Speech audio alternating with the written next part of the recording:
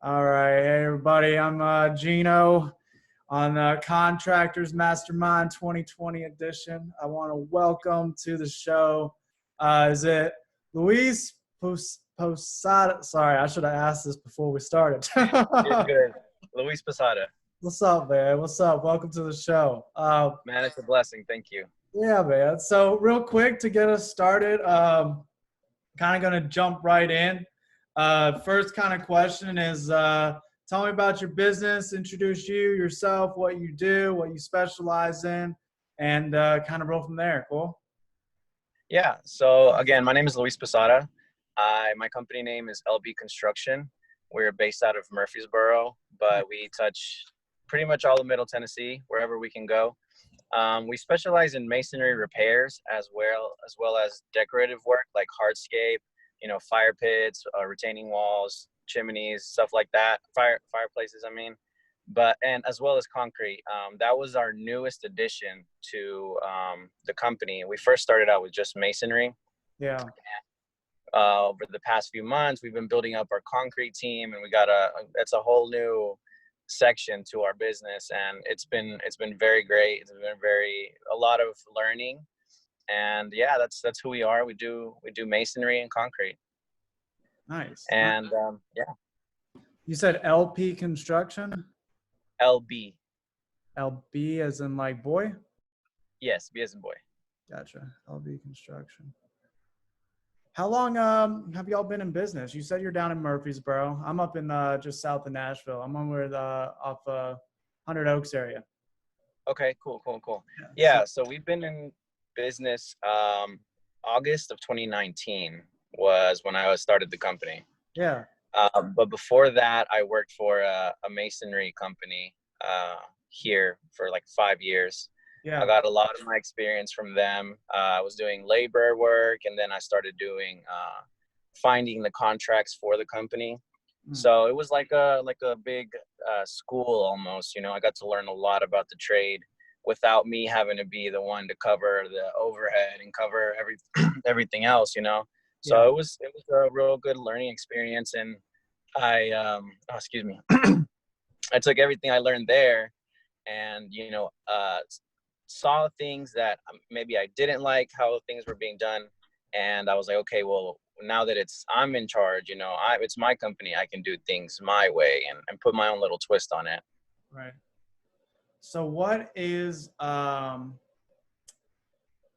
been your journey look like with really, you started this company back in August, right, of last year?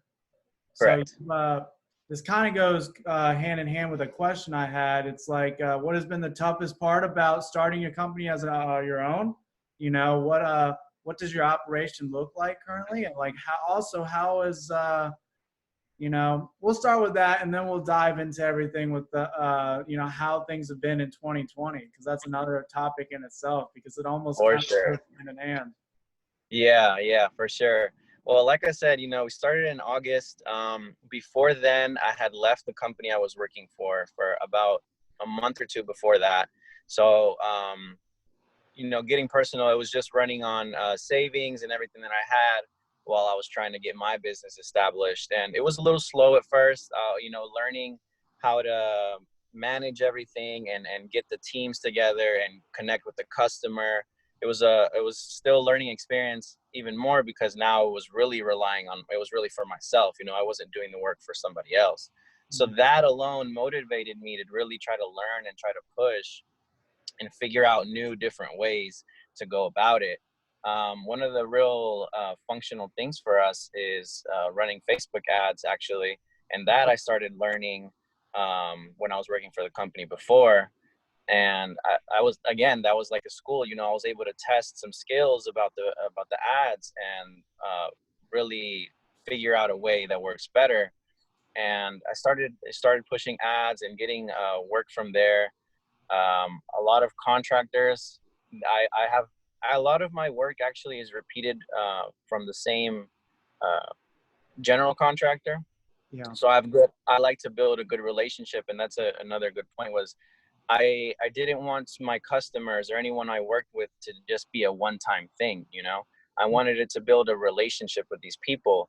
I wanted to leave a good impression. I wanted for them to call me back or to share my name, you know, because it isn't just about getting that one check and all right, see you later, you know, I'm good. It's about, you know, being consistent and being just positive towards these people, and in turn that you get it back, you know. Yeah. So that was my philosophy, and that's why even to this day, you know, I'm doing repeat with the same contractors. You know, I'm able to continue those relationships, and again, my focus was on really establishing that and not just being get the check and I'm out, you know.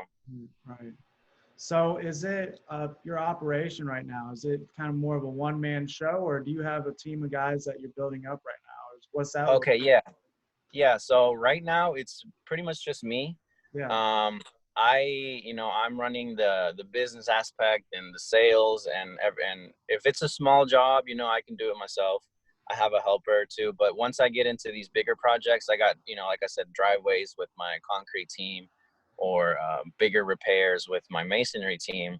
I have subs basically that I sub them out to, Right. and I've developed a good relationship with them. So, you know, I'm able to have some big jobs going on with them, and I have some small jobs going on by myself. So that's where I'm at right now. I'm really working on building it bigger and having maybe full-time people working for me.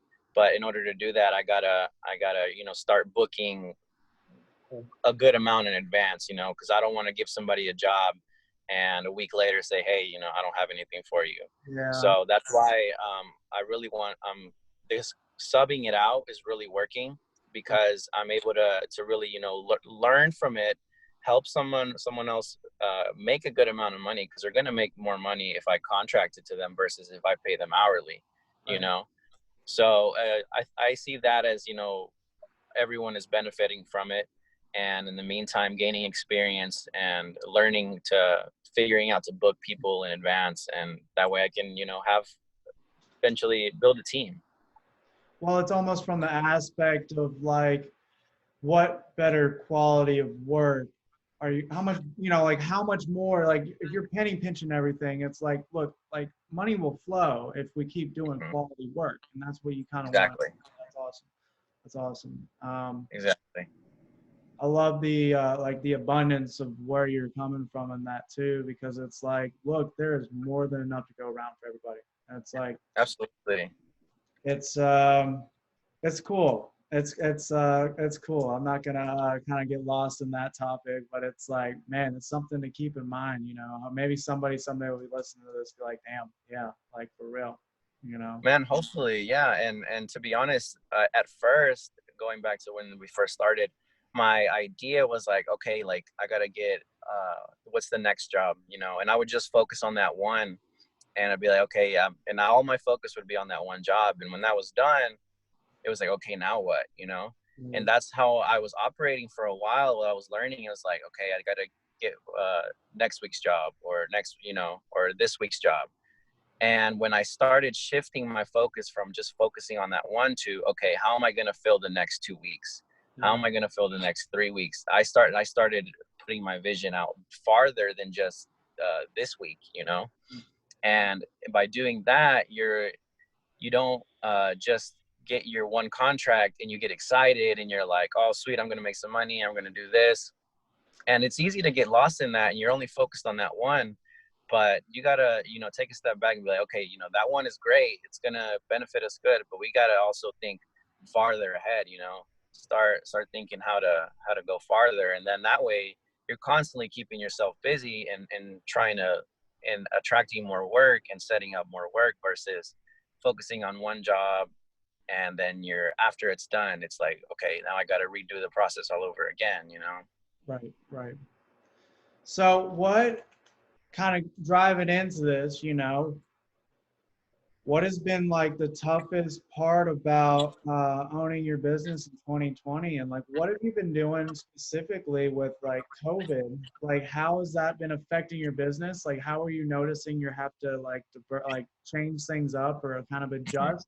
Have you had to change things like than what you were doing in the past, or kind of how is this affecting you overall? And also like, how do you think that's going to affect the future of what you're going to be doing? Like, what learning lessons could this provide moving forward? For sure, for sure.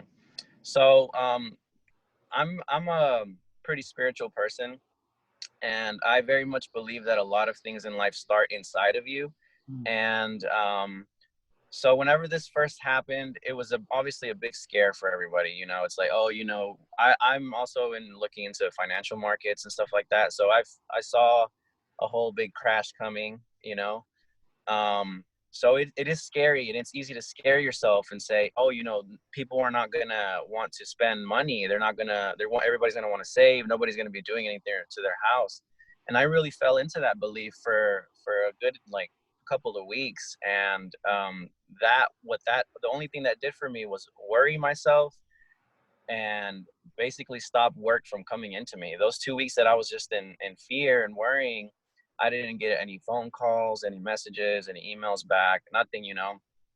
And I remembered and I realized, like, I can't think like that. If I think that nobody's gonna want to do work and is gonna have to have work done, then they're not gonna call me, you know. It's just not gonna coincide. So Right. I switched my thinking and I said, no, you know what? There is people out there that they do have plenty of money saved, and they still want to do things for their house. And there's people out there, you know. There's an abundance of people of different kinds, and you gotta really match the energy of those that are what you need, you know. So that was a big factor for me, was realizing, hey, like, I need to change my beliefs if I want these things to change outside of me, you know. Yeah. So definitely doing that was this huge help. And just being thankful for the smallest job or the biggest job that comes, is just truly showing gratitude and being thankful for what it is and for what it's helping you. Because that alone, this is, you know, all personal experience, that alone has shown me that being grateful for even the smallest things will just keep attracting more that will continue to give. Yeah. Yeah, for sure. But as far as how this will affect, you know, in the future, I think it will definitely, I think we're still have some time to see it play out, you know. I hope and I wish that, you know, everything, I can't say it goes back to normal, because it won't be back to normal. Mm. A lot of things are changing. A lot of people are in different situations. Like, we've never experienced anything like this in our generation, and even, like, you know, before then, you know. So what it's going to look like, I can't really say. But what it's going to change for us is just be more continue to be positive, you know, continue to be positive with anyone that we encounter. Because whenever you go to someone's house, oh, I'm sorry, excuse me, You're good. and you're meeting these people, um they're people, you know. They have their own lives, they have things that get affected to them, you know. They're not just a check, they're not just a customer per se. So a lot of these people, it's important to, you don't know what they're going through, I guess is what I'm trying to say. Mm. Or you don't know how they're being affected, and it's not I guess an easy thing to even talk about, like, is this affecting you in a big way. So versus um doing that, you know, just being happy and positive with these people, and just spreading good energy.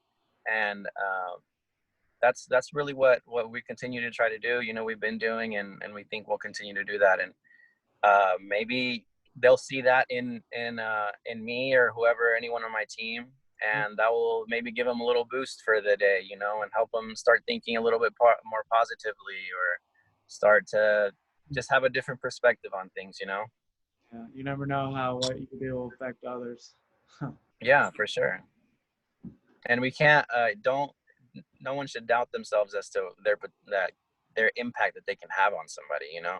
And Yeah. it's like kind of cliche, but, like, you know, a smile to a stranger or a hello, like, that could really affect them. It can goes a long way. I like to think of it as like planting seeds. Whenever I share something positive with somebody, like, it might not affect them immediately, you know, but a while down the road, they might remember it, or be like, oh, hey, you know, maybe I should try looking into something, or thinking a little bit differently. Yeah. For sure. So, if a customer had to choose between you and maybe one of your competitors, what are like three reasons why they would choose you? Three reasons why they would choose me. Yeah. Well, obviously I've had encounters before where I've had a customer. Typically, the thing that they um, puts them on the fence is pricing. Everyone wants to get a deal on something. Right. And I like to just tell them, well, is it a question of value, or is it a question of price? Like, do you think it's too expensive, or do you think it's not really the value that you're going to get out of it? And me focusing on things like hardscape and things that actually just yesterday I met with the client, and I was explaining this to them, that I like to focus on these kinds of jobs because it's not just a wall. It's not just a pathway. It can be like a fire pit, where you can have that moment with your family, or it can be an outdoor grill area where you can. These are things that can give you not give you more than just an aesthetic thing. It gives you a place to spend time. It gives you something to be proud of that you have on your house. So there's like emotion behind these things, and so I will just tell them, like,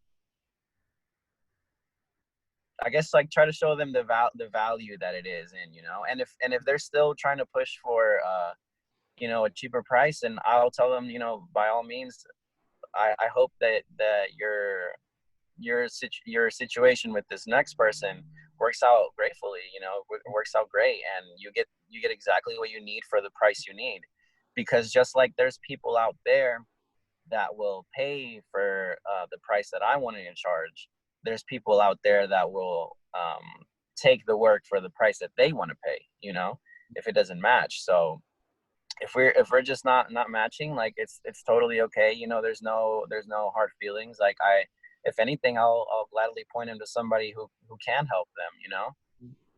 Well, it's digging deeper into like the why of maybe one of the reasons they're trying to purchase this, or maybe they're looking at, like, what are the, there's so much more of like, yeah, it aesthetically looks good, but like talking them through, like, imagine when like the family comes down, they get to see this new fire pit that we put together, and like just the emotion behind it and everything that would happen, like painting that picture of like don't you want like the work that's done like to be as detail oriented and as like to the top of the line as you possibly want to, because it's not one of those things, like, it's not permanent per se, but it's like it's probably a good enough price to where It's it's there like, for a I while. Yeah. want this to be like dud, it's Yeah, all.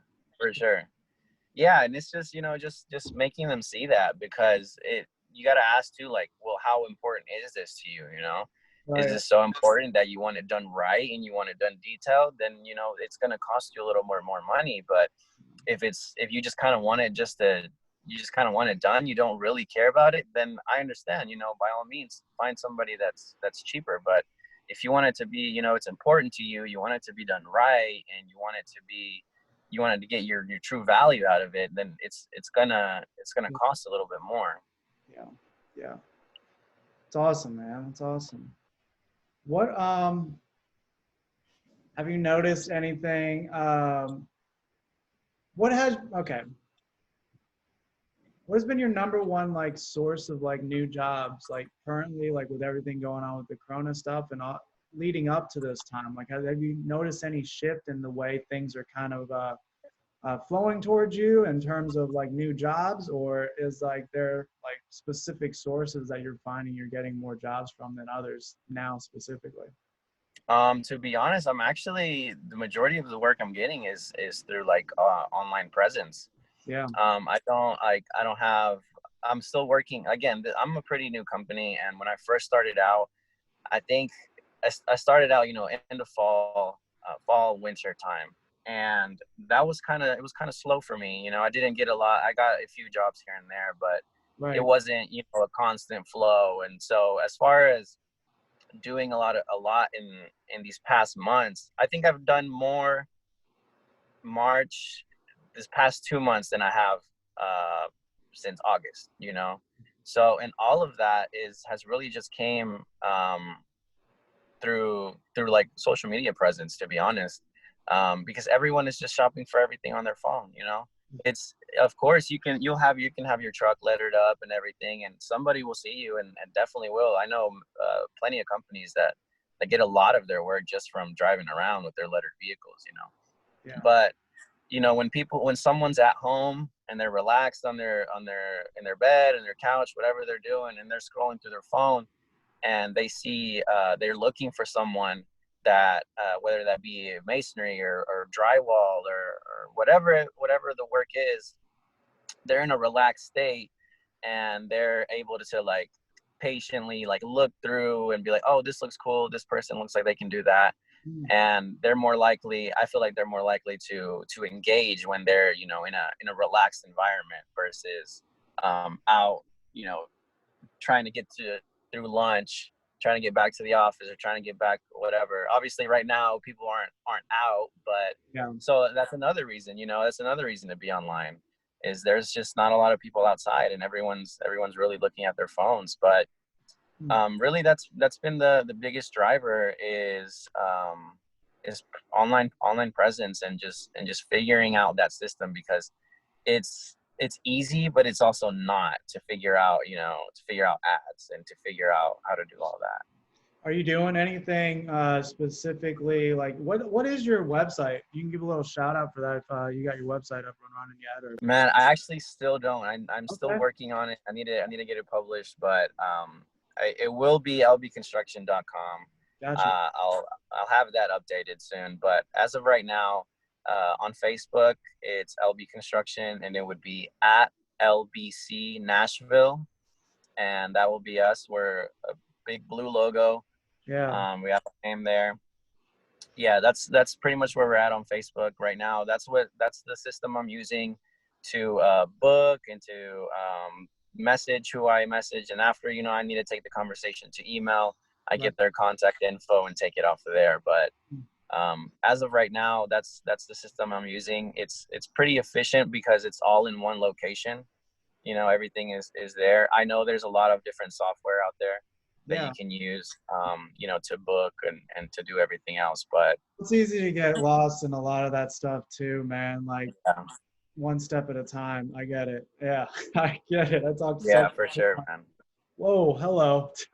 Yeah, it's a lot. Yeah, that's awesome though, man. Hey, if it's working, why, you know, like there's a sense of like scaling up slowly, but it doesn't all happen at the same time. And sometimes there's Absolutely. ways of like you gotta look at like the time cost of like what does it cost me like right now? Like when you get to a place where you have the time or you have the, you know, investment to be able to do some of that stuff, it's like, yeah, I get it. It doesn't all happen. Yeah, I love your thought process. I love that stuff is working on Facebook. I'm wondering, one thing that came to mind, and this hasn't been a question I asked people, but like with your Facebook ads, you know, how much of this like this story or this that true value you're talking about, you know, like painting that picture of like what like this experience could look like, having like maybe a new fire pit, or like how are you going about doing that? Or like, is there any thought process around, you know, how you're evoking that emotion in your like advertisements, especially Facebook? Yeah, so I've tried, you know, plethora of different kinds of images, Yeah. whether that being like before and afters, or just a nice looking area. Mm. And I found that what really resonated most was before and afters. You know, people really like to see like, it's nice to see a pretty picture of what the finished product look like. But Yeah. if you can really compare, people can really see both of something that if you look at it, it's like, oh, that's kind of, you know, not so pretty looking. But once you use your imagination to really visualize and see what it can be, to see the potential in areas or in anything, it really starts to let your mind run and be like, oh, like, you know, my yard doesn't look exactly like that picture, but I can see something like that really in my house, you know. What could it? So go ahead. I said, what could it be? You know? Oh yeah, exactly. So it's really getting people to to not just look at, say, oh, that's pretty, that's nice looking, and just keep on scrolling past, but Yeah. instead getting their mind working, getting them thinking about what it could be. Exactly that. And like I said, with before and afters, that has really found been a good driver. I'm still working on figuring out, wording. I think it's called copywriting.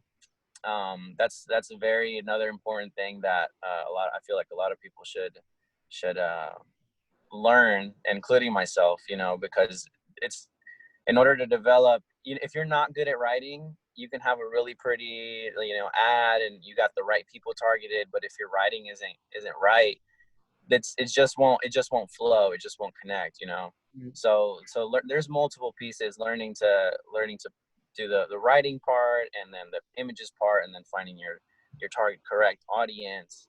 I'm still learning that. I'm by no means a professional or at ads or anything, but it's a fun learning process, because you get to see the amount of energy that you put into something, and you're with data, you're actually seeing, if it's being responsive or if it's not. So you're able to learn from your own mistakes in that sense, and you're able to see what works and what doesn't. So what does your 6-month goals, year goals, 5, 10-year goals, like what are some like pictures or some like what is that story, what are those goals, what is that image of what you want your business to look like? Do you want to continue to stay in the middle of it, or are you like, it sounds like you're already starting to have this mindset with like the subcontracting, and actually, like, I was talking to a guy on the podcast earlier. He mentioned Yeah. this analogy of he coaches sports teams, and it's like having that mindset of like coaching from a sports team perspective. It's like, I'm the coach, like coaching the team. Like there's only so much in the middle that you can be, but there's also Yeah. like this idea of leveraging yourself out. And I'm curious to hear, do you still see yourself as more of the team captain in the middle of the team? Is that something, a goal you want to work toward? Or are you trying to step back and be more of a coach, and kind of expanding that way? Because some people are okay where they're at, and there's Yeah. a question, there's a reason for asking that, because I'm just curious of where your head's at. Yeah. So whenever I first started this, and whenever having my own company was just an idea, I would always, talk with my wife and just say, I can really see myself being being in a company and having multiple different crews or teams per se, expanding it to a bigger operation where, like you said, you become the coach, you become the leader, and you're teaching, and that's another important thing with me, is to teach the people that you have working with you, and because you want them to grow, because if they're growing, ultimately that's affecting your growth. You're growing as well. The company as a whole is growing, versus being someone that's like, no, more ego driven, and it's like, no, I'm the boss.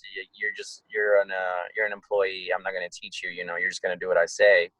And that's not a mindset that I really subscribe to. Like I said, I want to teach those who I'm working with, not just the actual work part, but even the communication part. Sometimes I'm not on a job site, and I leave my leads in charge, and just teaching them, how to talk to the customer, how to go about certain things. And it's just about sharing the knowledge with those who you have working with you. But to go answer your question, I definitely would like to scale to, right now, it's really just me running what I got to do, and, subbing what I can, and doing myself what I can. But definitely I would like to scale. I definitely see that where I'm at, I'm getting close to being ready to jump to the next level. That's, I see plenty of growth, and I see a lot of opportunity. And like I said, I want to show a lot of people and teach a lot of people that, they can do it too. And if someone I have working for me, is with me, and I teach them the things I know, and then they go and do their own thing, that would make me incredibly happy, because now they're able to even grow a level beyond from where they were, and thanks to something that I was able to teach them, you know. So again, like kind of like what you said, there's plenty enough to go around for everybody, and we just gotta not be greedy and just be willing to enjoy, you know, not take more than what you need. But of course, you're in this business to make money, Yeah, it's obviously. almost like a man. If for the people right now that aren't like trying to like capitalize and take more market share and do what they can, like there aren't many businesses like in construction. Like there are some, but like you're already a step ahead of like some of the stuff you're doing with the Facebook. Like Yeah, that's awesome.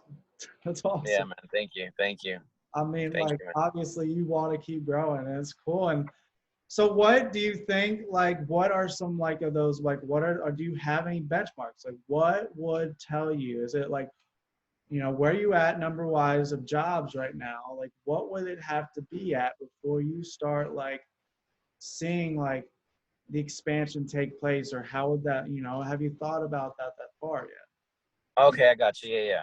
So I guess from where the standpoint that I am now, if with the team I have now, a step above from current would be, you know, to have my say like my week filled with jobs, small or medium, that I can do myself with the crew, Yeah. and say 2 to 3 other jobs going on that same week, but the other teams are working on them, you know. So the next step for me that I see happening is just being consistent, because truthfully, like right now, again, the best we've done so far is March and April, and that was with, you know, still having some gaps, some openings between some weeks, and maybe even a week of nothing, you know. So right now the next step is just continued growth, and to fill in, really have just the consistency of just have constant flow of work. That I think once I get there, I'll see like, okay, you know, I'm seeing this, I'm seeing cash flow, I'm seeing growth, I'm seeing, you know, just growth, overall growth everywhere, and then that will allow me to just expand to even a farther from that. Then I can have, you know, start my first team as hourly, you know, or however you wanna call it, Yeah. and just expand from there, you know. But definitely that's where I see just consistent growth. And again, I'm a pretty like young company, Yeah. and we've really only had a good push these past couple of months. So it's relatively new as far as the business experience is from it, but I'm very excited to keep on going. You know, I see me being in this for a few more years, and you know, and if whatever it looks like then, well, I'll see. But for now, in the short period of time, I see this continuing to grow, and just to get better at what we're doing, you know, because you can never stop improving. You Yeah. know, it's I definitely don't chase perfection, because that's something that's unattainable. But Right. I do chase being a little bit better every day, you know, doing things a little bit neater, or whether that be in the business part or you know, the actual production part. But just constantly improving, you know, just constantly being like, hey, I could do this a little better. Also, it's important for me to not be hard on myself, because when I first started, that was a big thing, was like I would beat myself up, like, you know, oh, you're not getting enough work, or you're not doing this, and you're not working hard enough. And then those were all thoughts that were actually not helping me. You know, they were just keeping me down. And teaching myself to have patience with myself, and to have patience with the process, that it's not something that happens overnight. You know, you don't just get a bunch of work overnight. You can, I mean, I guess if you have a really, really good system. I mean, I'm not going to say it's impossible, but starting out with, you know, you don't have a lot, you do have experience, but just not a whole lot. It is a little frustrating at first, but it's definitely important to remember that it's a process, and that ultimately, like, you're gonna succeed. Like, you're like, have zero doubt about that, Yeah. you know. And just continue to grow and learn. Love it. I love it, Sure. man. Yeah. You kind of wrapped up the last question I have. This is my favorite one. I don't know if you have anything else to add on top. Last question is, you got any advice, thoughts, or rude remarks you want to throw out for anybody who may be listening in the future? Yeah, man. That's a great question. No, I mean, anyone just listening to, again, like I said, just have patience with yourself. Know that what you're doing is gonna succeed. Don't allow a drop of a doubt inside your mind from anyone anyone, and not even yourself, especially yourself. That's the most important one, because you got to make sure that you're positive, you're staying true to yourself, and just keep moving forward. Just keep moving forward. Don't let if someone tells you no, that your price was too high, or they just don't reply at all, don't let anything discourage you like that, because for that one person that told you no, there's going to be 10 people that tell you yes. So keep pushing, don't give up, and just truly visualize and truly believe that you're going to succeed, because you really are. You are, if you believe it. Luis, thank you, man. I'm gonna end the recording here. Thanks for being on the show. That was awesome. Thank Um, you, man. It's a blessing. yeah, man. All right.